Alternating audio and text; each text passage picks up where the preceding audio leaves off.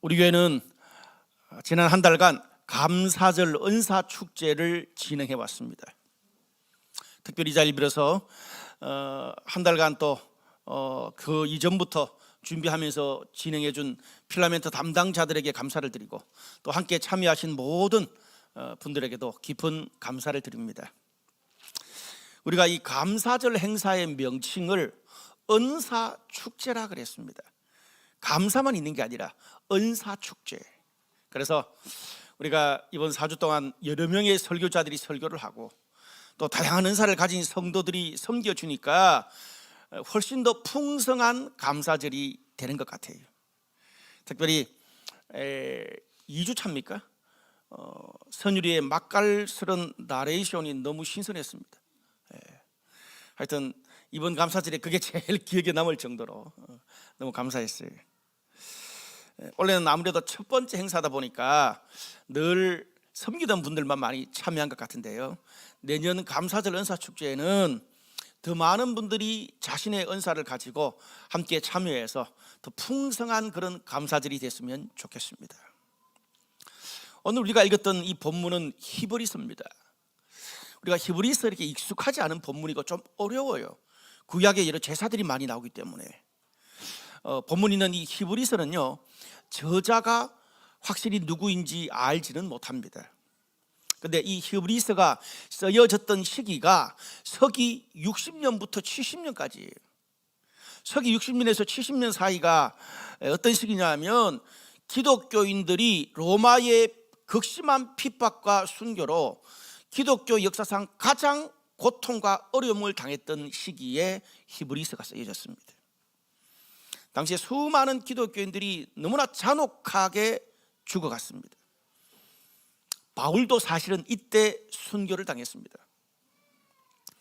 그러다 보니까 많은 그리스도인들이 두려워서 로마의 핍박을 피해서 기독교 신앙을 떠나서 유대교로 돌아갔습니다. 왜 그랬냐 하면, 당시 유대교는 로마에서 인정한 종교예요. 기독교는 극심한 탄압을 하고 유대교는 인정했기 때문에 그냥 과거에 유대교로 많은 사람들이 돌아간 거예요. 그런 혼란스러운 상황에서 믿음을 포기하려고 떠나는 그런 성도들을 향해서 신앙의 중심을 바로 잡아주고 흔들리지 않는 믿음을 가르치기 위해서 히브리서가 쓰여졌습니다. 저는 두 가지 정도 오늘 말씀을 나누고 싶어요. 먼저 한번 따라 합시다. 오직 예수님만 의지하라. 오늘 본문의 내용의 핵심을 요약하면, 구약시대에는 이스라엘 백성들이 자신들의 죄를 하나님께 용서받기 위해서 이 대제사장이 주관하는 그런 수많은 제사 예배에 참여를 해야 됐습니다. 그런데 신약시대에는 누가 예수님이 대제사장이 되어주셔서 예수님이 우리 죄를 대신해서 십자가에 죽으심으로 그것을 믿기만 하면 용서를 받는다. 그 이야기를 오늘 구약의 어떤 제사 방법 스타일을 비교하면서 이야기를 해주고 있어요. 오늘 그러면서 히브리서 8장 1절에 어떻게 말해요? 그 대제사장이신 예수님이 우리와 함께 계신다. 그 대제사장이신 예수님이 우리 성도들과 함께 계신다는 것이 정말 감당할 수 없는 환난에 처한 성도들에게 얼마나 큰 위로와 감사가 되는지를 오늘 본문은 좀 어려울 수 있는데 이걸 통해서 가르쳐주고 있습니다. 제가 좀 쉽게 하려고 노력을 할 거예요. 오늘 먼저 본문은 하나님과 인간 사이를 연결하는, 구약시대에는 사람인 대제사장이 연결을 했고요, 신약시대에는 예수님이 대제사장이에요. 그래서 하나님과 사람 중간에 연결하는 구약의 대제사장과 신약의 대제사장이신 예수님을 비교합니다. 오늘 본문 7장 23절에서 28절을 쭉 읽어보면 그런 말이 나와요. 구약시대의 대제사장은 사람이기 때문에 나이 많아지면 약해지고 죽잖아요. 그러면 그 대제사장이 죽고 나면 좀 더 젊은 새로운 대제사장으로 이제 직분을 이어가야 되잖아요. 교체해야 돼요. 그러면 생각해 보세요. 새롭게 대제사장이 되는 그런 사람도 이 새로운 사역에 적응하는 기간이 필요하잖아요.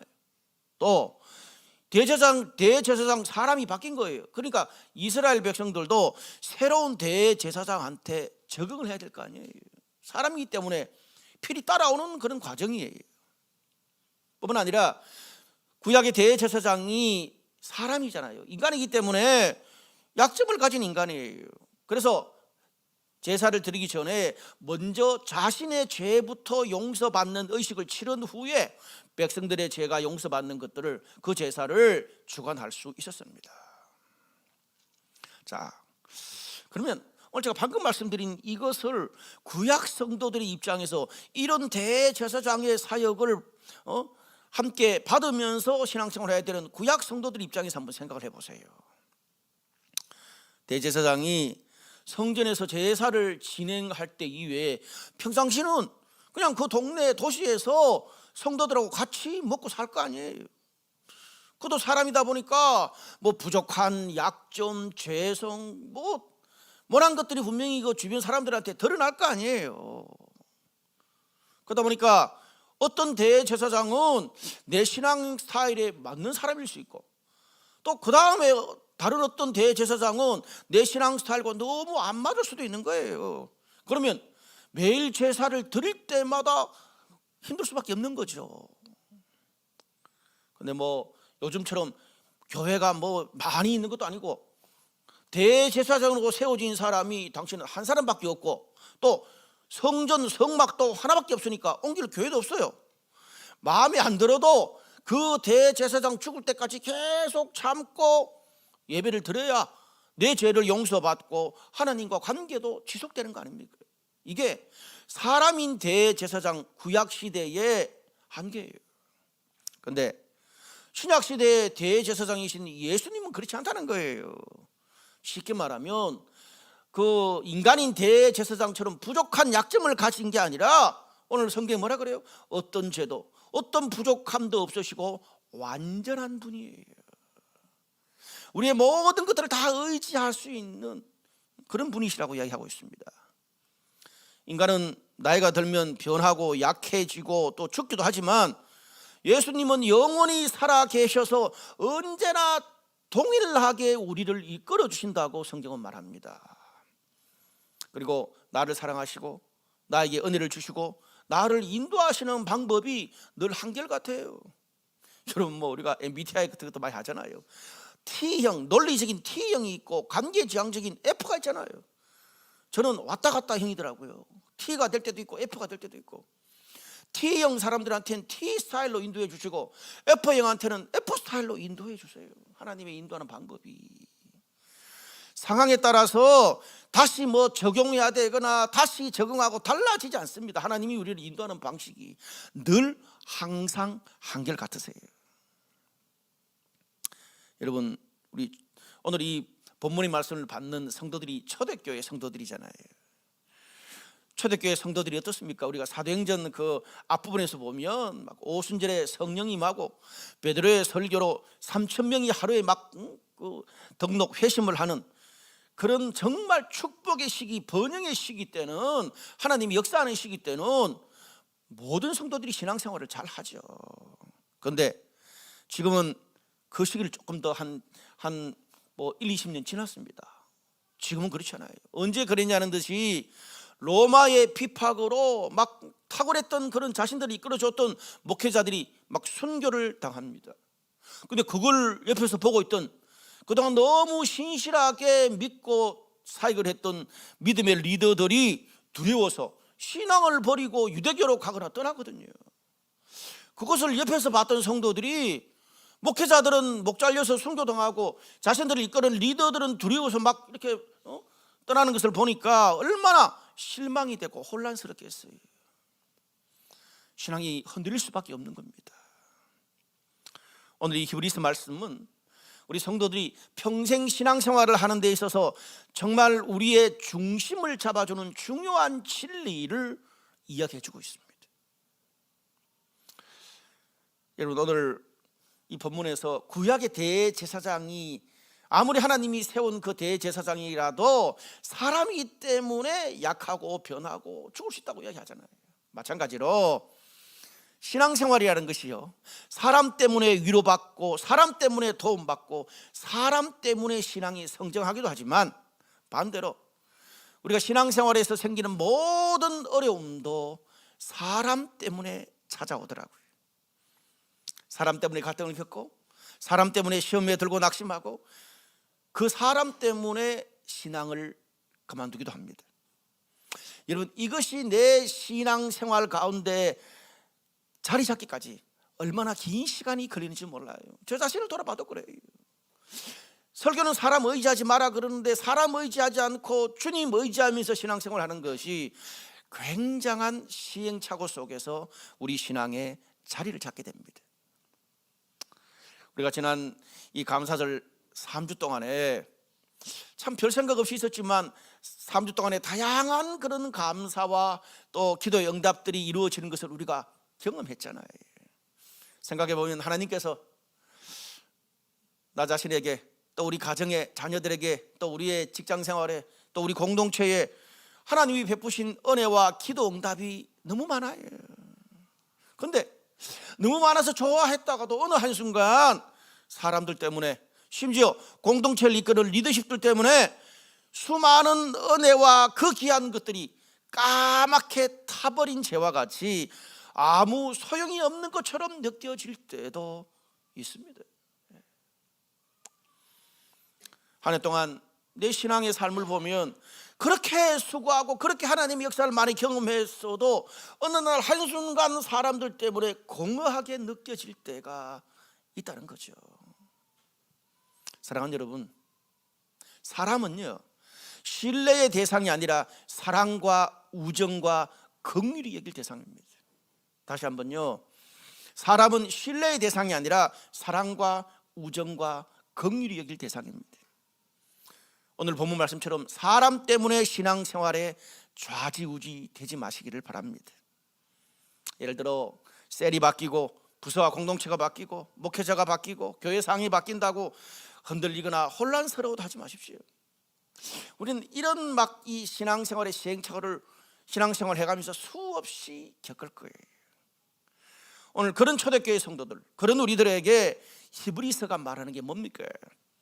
사람과 상황을 의지하지 말고 오직 예수님만 의지하고 우리의 대제사장이신 예수님만 의지하고 따라가라는 거예요. 오늘 그 신앙의 중심을 바로 잡으라고 이야기하고 있습니다.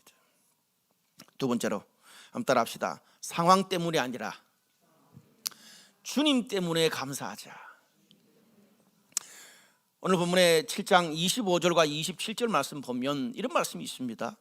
그러므로 자기를 힘입어 하나님께 나아가는 자들을 온전히 구원하실 수 있으니 이는 그가 항상 살아 계셔서 그들을 위하여 간구하심이라. 그는 백성의 죄를 위하여 날마다 제사 드리는 것과 같이 할 필요가 없으니 이는 그가 단번에 자기를 드려 이루셨습니다. 기본적으로 구약의 백성들이 죄를 용서받고 하나님과의 관계가 지속되려면 어떻게 해요? 이스라엘 백성들이 매일 속지 않은 제사를 매일 드려야 되고, 또 1년에 한 번 대속죄일, 그래서 어린 양을 잡아가지고 죄를 전가시켜서 또 피의 제사를 드려야 됐습니다. 상당히 번거로워요. 죄와 실수가 있을 때마다 매일 속죄 제사를 드려야 되는 거예요. 그것과 달리 신약시대는 어떻게 해요? 예수님이 십자가에 죽으셔서 예수님이 이제 어린 양처럼 예수님이 모든 우리의 죄의 속죄 제물이 되시고, 속죄 제물 되신 그 예수님의 십자가, 예수님의 피를 믿기만 하면 하나님과의 관계가 계속 지속된다고 이야기를 하고 있습니다. 그런데 중요한 건 어떻게 그거를 따라합시다. 단번에 이루셨다. 오늘 이 본문에 단번에 이루셨다. 히브리서에 보면 계속 단번에 하나님이 우리의 죄를 용서하시고 우리를 구원하셨다 그래요. 다시 반복할 필요가 없다는 거죠. 그런데 오늘 단번에 우리 죄를 용서하시고 구원만 해주신 게 아니라 주님께서 어떻게 해요? 또 일상에서 우리의 구원을 말해주고 있습니다. 그 예수님을 의지해서 하나님께 나아가기만 하면 구원을 온전히 이루신다. 그리고 또 그 주님께서 항상 하늘에서 성도들을 위해서 중보기도 하신다라는 일상에서 우리를 건져주시는 구원과 주님이 우리를 위해서 중보기도 하신다는 것을 강조하고 있습니다. 특별히 25절에 주님께 나아가기만 하면 우리 매일의 삶에서 온전히 구원하신다, 그렇게 할 때 이 구원은, 일상에서 이루는 구원은 현재형입니다. 과거형이 아니에요. 정리하면 우리 주님께서는 예수 믿고 우리가 구원을 받는 그때뿐 아니라 성도들이 힘들게 살아가는 지금 현재 이 순간도 하나님께 나아가기만 하면 회복시켜 주시고 일으켜 주신다는 말이에요. 우리가 예수 믿고 과거에 구원 얻었을 때뿐 아니라 지금 현재 이 순간에도 하나님이 우리를 구원하시고 회복시켜 주신다, 그 뜻입니다. 많은 성도들이 셀원들이 중보기도를 해줘서 기도 응답을 받게 돼서 감사하다는 그런 고백을 감사의 시간이 많이 하잖아요. 그런데 오늘 본문 뭐라 그래요? 내 문제를 가지고 주님께 나가기만 하면, 예수님이 그렇게 힘들어하는 나를 보고 불쌍히 여기시면서 항상 누가요? 사람이 아니라 주님이 중보기도를 나를 위해서 해주신다고 이야기를 합니다. 여러분, 사람이, 우리 셀원들이 함께 중보기도 해줘도 이렇게 강력한데 영원하신 하나님이 우리를 위해서 중보기도 해주신다면 얼마나 파워풀하고 영향이 있겠습니까? 이걸 경험해 보는 게 중요합니다. 내가 그동안 하나님과 너무 많이 멀어져 있었고, 관계가 또 그동안 지은 죄가 너무 많아, 누구한테 부끄러워서 말도 못할 정도야. 또 그동안 너무 오랫동안 신앙과 공동체를 떠나 있어서, 근데 하나님 뭐라 그러세요? 그런 우리의 부족함, 우리의 상은 하나도 중요하지 않아요. 뭐가 중요해요? 주님께 나아오기만 하면. 주님이 우리한테 요구하시는 것은 그동안 너 하나님 앞에 신앙생활을 얼마나 많이 했냐, 이게 아니에요. 주님께 나아오냐 아니냐만 중요한 거예요.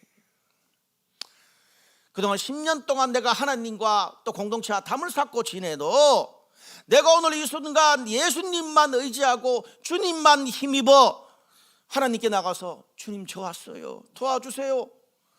내가 힘들어가지고 그동안 주님을 찾지도 않다가 주님 내 마음을 붙잡아 주시고 내 비즈니스를 일으켜 주세요, 그렇게 하나님께 나아가기만 하면, 주님 뭐예요? 좀 쉽고 일상생활로 이야기하면 그냥 몇 시간 전에 늘 만나왔던 것처럼, 너 10년 동안 왜 그랬어? 하나도 묻지 않고 장관아 너 왔어? 너 그냥 오른쪽에 앉아서 같이 먹자. 하나님 이렇게 우리를 대해주신다는 거예요. 주님께 나아가기만 하면 은혜죠. 그런데 오늘 본문에서 하나님이 우리를 죄에서만 구원해 줄 뿐 아니라 우리 매 순간순간 우리를 구원해 주시고 예수님의 중보 기도를 말하는 이유가 뭘까요? 오늘 그게 당시 초대교회 성도들이 처한 상황 때문에 그런 말씀하는 거예요. 여러분, 당시 초대교회 성도들은 하나님의 아들 예수님이 3년 동안 유대 땅에서 살아가실 때에 그 어디서도 들을 수 없는 생명의 말씀을 듣고 마음의 위로를 받고 병고침을 받고 죽은 사람도 살아나는 기적을 경험했습니다.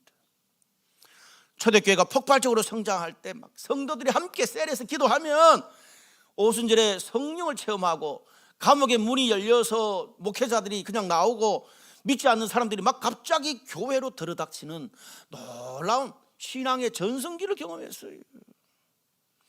그들의 삶에서 하나님의 역사를 경험한 좋은 날들이 너무나 많았어요. 신앙의 전성기예요. 그런데 신앙의 전성기가 있으면 신앙에 뭐도 있어요?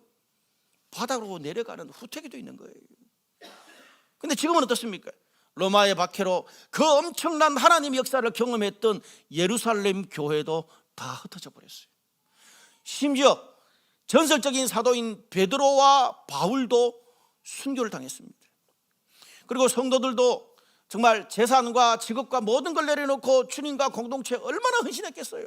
너무나 큰 하나님 역사를 경험했으니까. 그때 그렇게 헌신했으면 하나님의 축복이 있어야 될 텐데, 축복은커녕 기독교 역사상 가장 힘든 가족들이 죽고 주변에 모든 사람들이 막 죽는, 말로 다 할 수 없는, 이해할 수 없는 일들이 주변에서 일어나기 시작했습니다.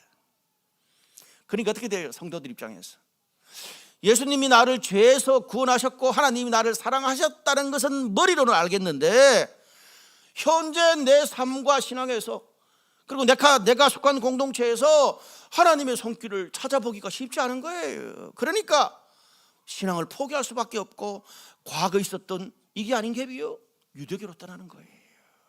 무슨 말입니까? 과거에 내 신앙의 전성기 때는 하나님이 있었는데 내 신앙의 침체기 때 하나님을 발견할 수가 없는 거예요.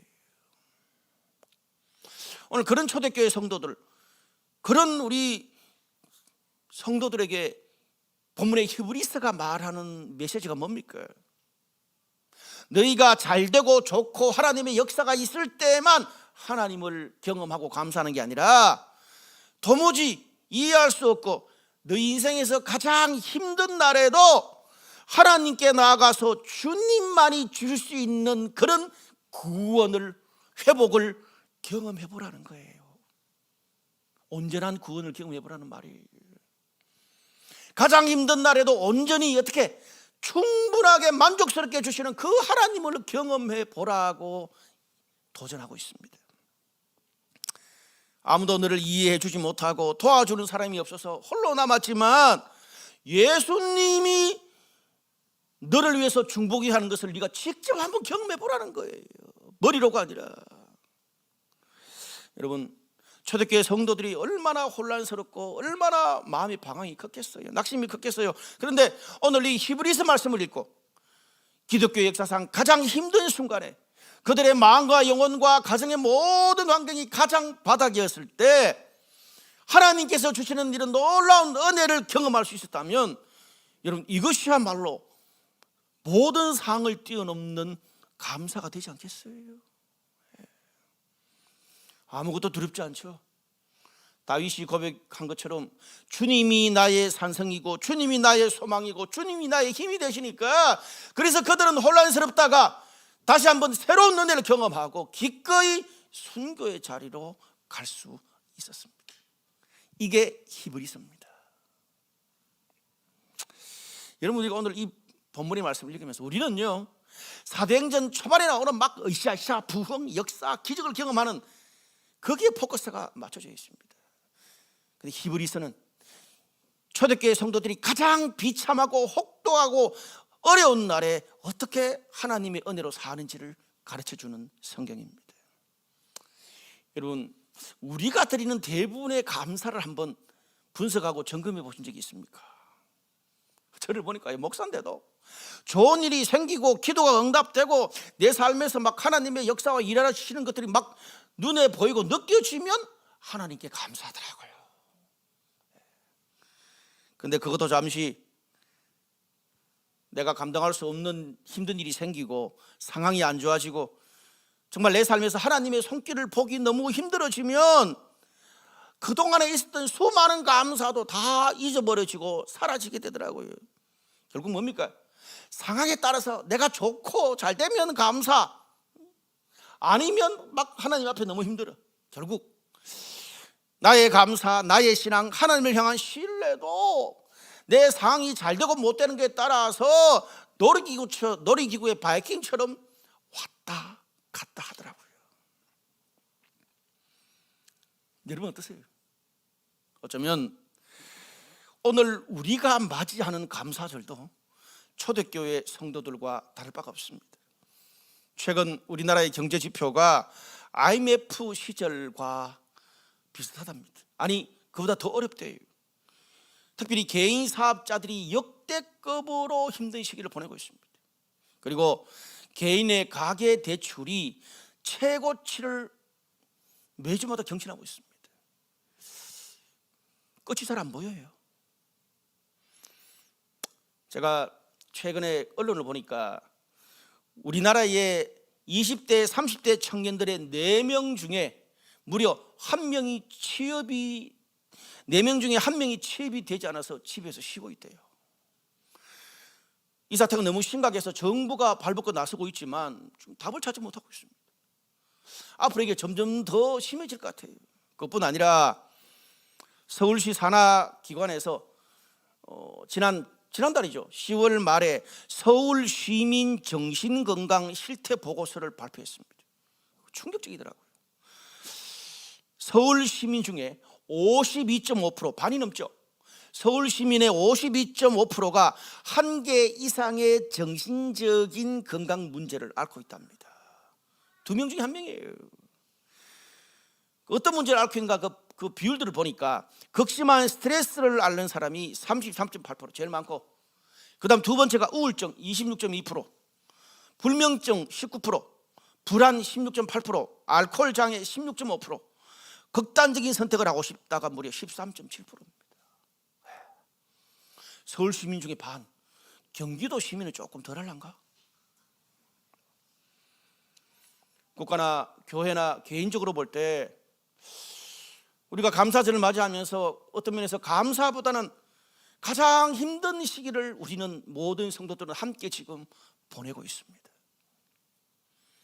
이런 시기에 초대교회 성도들이 가장 힘들고 어렵고 비참한 시기에 히브리서 말씀을 통해서 위로받고 회복되었던 것처럼 우리 인생의 가장 혹독하고 힘든 순간에 주님 때문에 우리가 온전히 회복될 수 있다면 그것이야말로 가장 본질적인 감사하고 내 삶의 최고의 능력이 되는 줄로 믿습니다. 우리가 감사절을 마무리하면서 이런 하나님의 진리를 깨닫고 경험하게 되면 우리 인생의 어떤 힘든 순간에도 내 마음은 울고 있고 내 몸은 천근만근 무거워도 오히려 주님이 주시는 은혜, 주님이 주시는 회복의 능력 때문에 주님 때문에 기뻐하고 주님 때문에 감사하면서 흔들리지 않는 믿음으로 우리 평생을 살아가게 될 것입니다. 말씀의 결론을 맺을게요.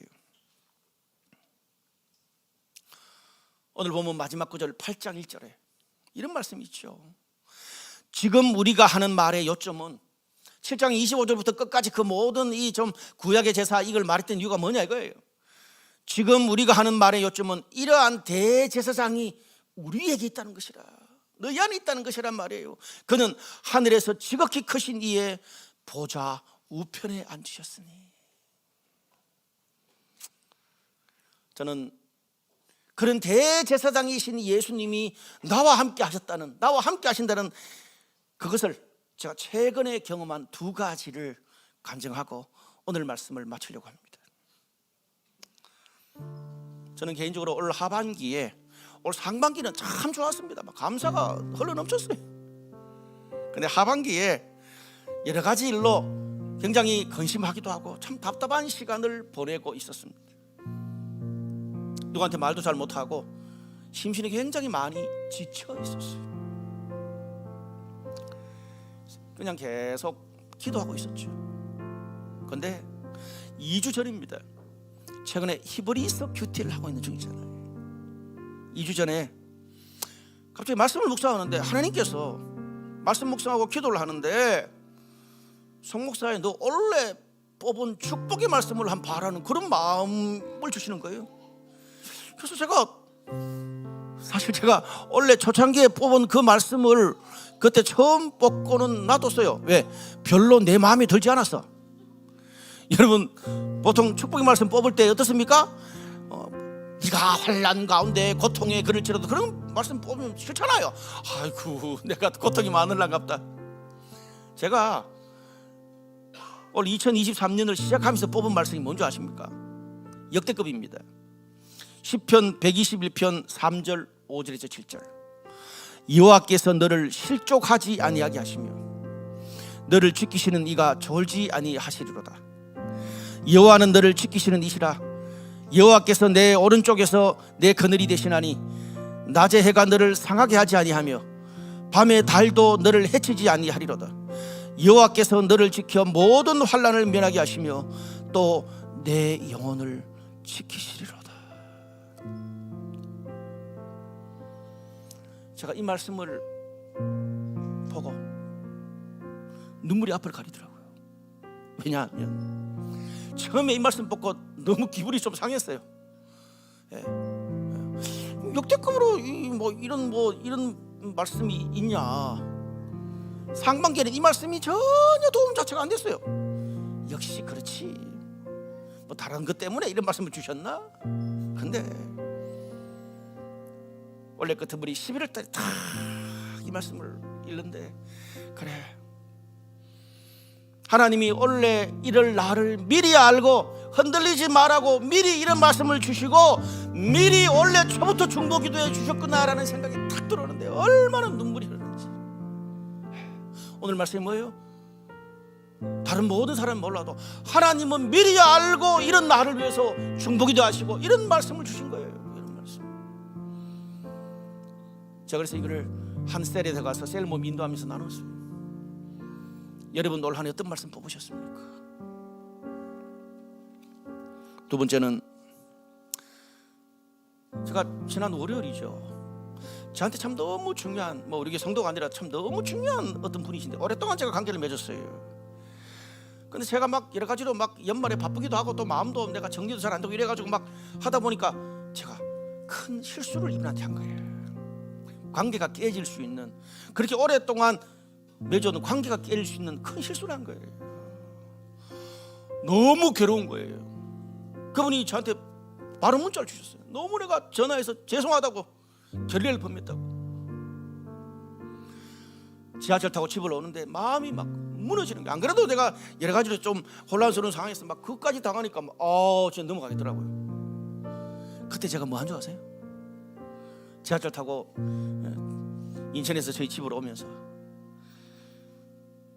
계속 읽었던 히브리서 큐티 말씀을 계속 읽기 시작했습니다. 이래 가슴이 벌렁벌렁 걷고 안 되겠더라고. 그래서 히브리서 큐티 했던 말씀을 계속 읽으면서 엄청난 은혜를 받았습니다. 그때 제가 제 영혼에 꽂힌 말씀이 오늘 본문에 하나님이 단번에 구원하시고 온전히 구원하신다는 이 말씀이 제 마음, 제 영혼에 꽉 박히더라고요. 그러면서 제가 기도하는데 하나님 저한테 이렇게 말씀하시는 거예요. 송 목사예요, 네가 네 삶에서 겪고 있는 수많은 문제, 너의 약함, 부족함, 너의 한계가 나한테 더 크겠냐, 아니면 너의 억만가지 모든 죄를 용서해 주는 게 나한테 더 큰 문제겠냐? 여러분, 뭐가 더 큰 문제죠? 너의 억만가지 죄를 단번에 내가 용서하고 구원해 줬다면 네 삶의 여러 가지 네가 해결하기 어려운 그런 모든 문제들을, 너의 아픔, 답답함, 외로움, 내 모든 그런 것들도 내가 단번에 회복시켜 줄 수 없겠냐? 이 말씀 너무 잘 아는 말씀이잖아요. 단번에 온전히 다 아는 말씀 아니에요? 성경에 이런 말씀이 있다니. 제가 제가 다 꼬면서 막 계속 눈물이 흐르니까 울 수는 없고 앉아서 그냥 이러고 있었어요. 그러면서 히브리서 말씀들이 계속 이번 주에 큐티로 진행됐습니다. 목사님, 저도 히브리서 싫어요. 제사 드렸다가 어쩌라고. 근데 계속 나오는 말씀이 단번에 일주일 내내 그렇게 답답하고 지치고 어떻게 할 줄 몰랐던 제 심신이 그 말씀으로, 히브리서 말씀으로 또 기도하면서 완전히 회복됐어요. 제 마음도 몸도 다시 회복되더라고요. 언제 그랬냐는 듯이 내가 좀 이렇게 안식년을 좀 가져야 되나 이런 생각까지 들었는데, 이제는 뭐예요? 그거 딱 지나고 나니까 내 한계, 내 부족, 나의 힘든 이야기를 하는 게 아니라 그 힘든 것도 넘어서고 뛰어넘게 하시는 하나님의 은혜와 일하심에 대해서 고백하게 되더라고요. 우리가 셀에서 얘기할 때 내 문제, 어려움, 실패 이런 것만 이야기하는 것과 그걸 이야기하되 그거를 통해서 하나님이 일하신 것을 고백하는 것은 전혀 다른 차원이에요. 목사님, 나한테 이런 영적인 힘이 없으니까, 목사지만 우리 성도지만 자신의 한계를 넘어서지 못하고 병든 닭마냥 내 한계에 억눌려 가지고 쓰러지고 불평하고 무너지는구나. 얼마나 회개가 된지 모릅니다. 사랑하는 여러분, 오늘 말씀을 들으면서 오늘 우리가 감사절 은사축제 주님의 성찬을 받으면서 여러분, 내 능력과 내 한계 넘어서기를 원한다면 지금 우리가 평상시에 우리가 기도하고 말씀 보고 했던 그 영적인 것으로 불가능합니다.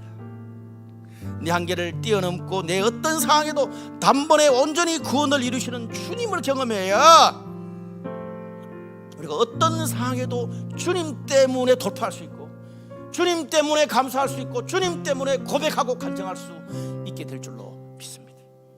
오늘 성찬에 참여하면서 그런 히브리서의 하나님의 은혜가 저와 여러분들이 모든 성도들에게 있기를 주님의 이름으로 축복합니다. 저는 2주 뒤부터 히브리서 강해를 할 생각입니다. 제가 경험한 것처럼 우리 성도도, 우리 교회도 한계를 뛰어넘는 그런 성도들, 그런 교회 되게 해달라고 함께 기도했으면 좋겠습니다.